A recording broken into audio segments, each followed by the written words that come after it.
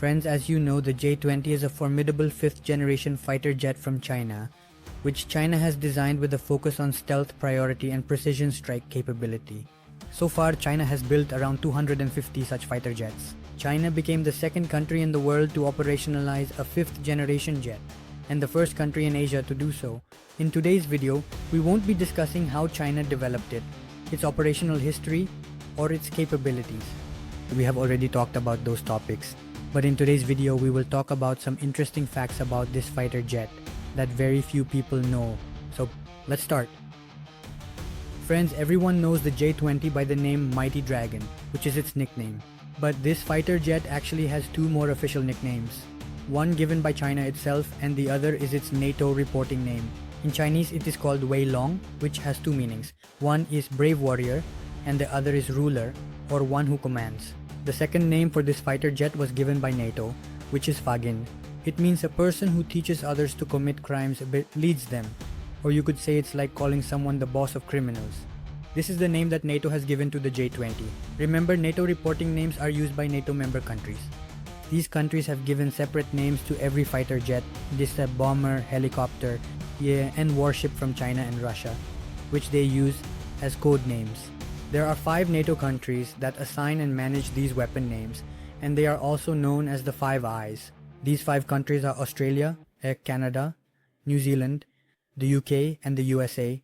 If a Chinese or Russian aircraft is a fighter jet, it will be given a name that starts with S, since S is used for fighter jets. For example, Russia's Su-57 has been given the name Felon, and the Su-27 is called Flanker. And similarly, China's J-10 is named Firebird, and the J-20 is called Fagin. If the aircraft is a bomber, its name will start with B. For instance, Russia's Tu-160 is named Blackjack. Similarly, if it's a commercial jet, it will be given a name starting with C, and if it's a helicopter, its name will start with H. It's also important to mention that assigning these names is necessary for NATO to ensure clarity and speed in communication. For example, if there is a tense situation and NATO member forces are working together, whether it's an operation or a war, these 32 NATO countries, which speak different languages, can communicate with each other more easily. A technical name can create difficulties in this fast-paced communication. That's why a name is chosen that is easy, so that as soon as it's mentioned, all the forces immediately understand which jet is being referred to.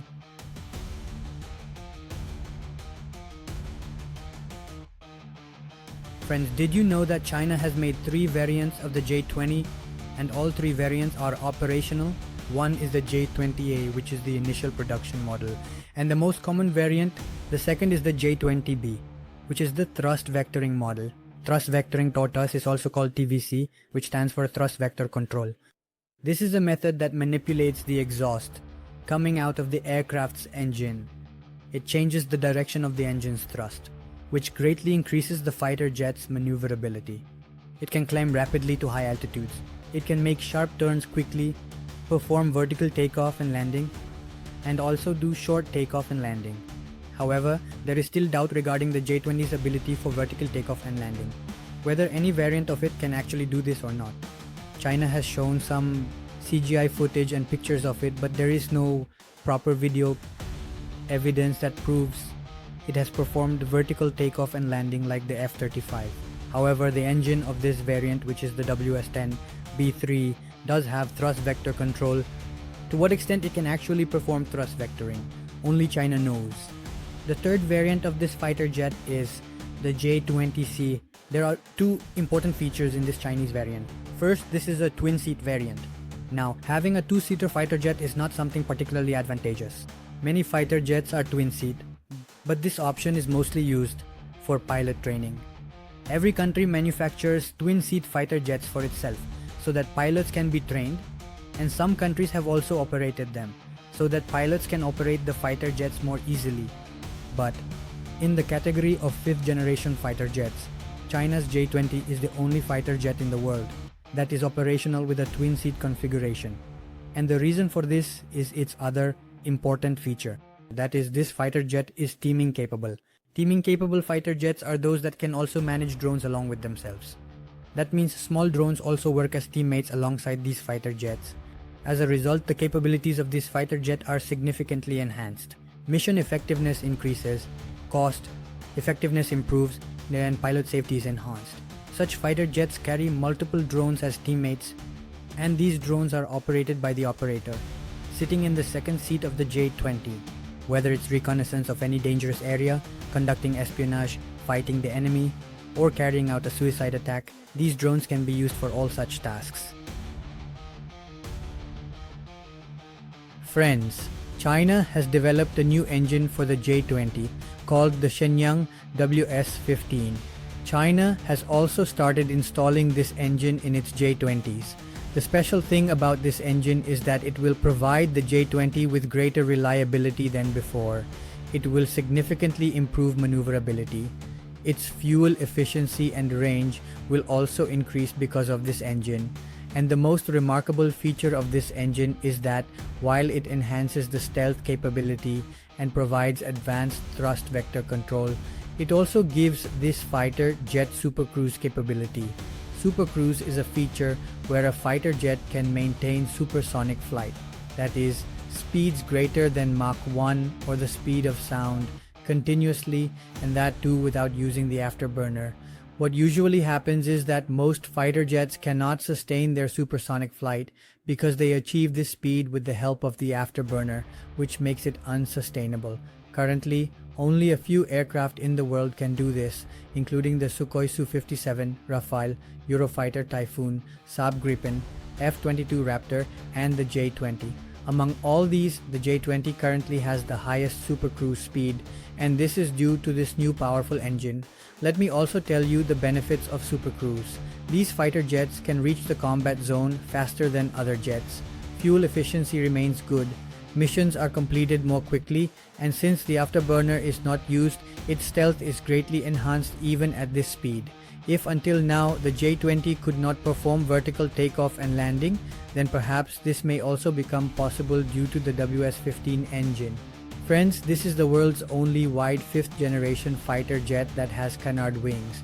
Canard wings are small wings at the front of the fighter jet in addition to the main wings. Because of these wings, the fighter jet's maneuverability improves. It can achieve a high angle of attack, lift increases, and drag decreases. Supersonic flight is also improved, but many experts also say that these wings compromise the fighter jet's stealth capability. However, if that were the case, then America's Northrop Grumman company would not have suggested canard wings for the US Navy's Advanced Tactical Fighter, which is a stealth fighter.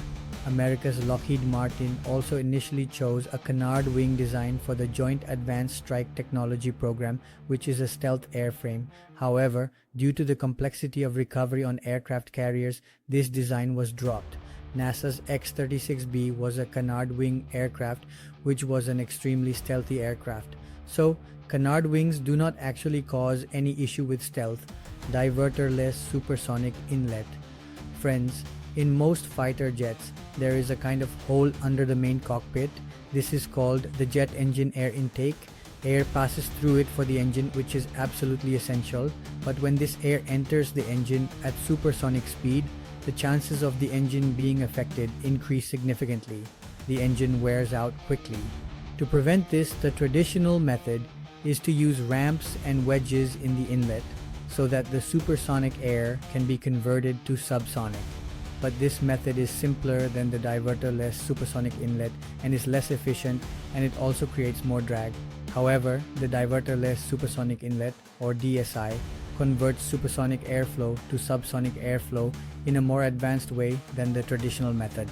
Its advantages are that the engine's health is not affected, drag is reduced, and it also has potential for improving the aircraft's stealth.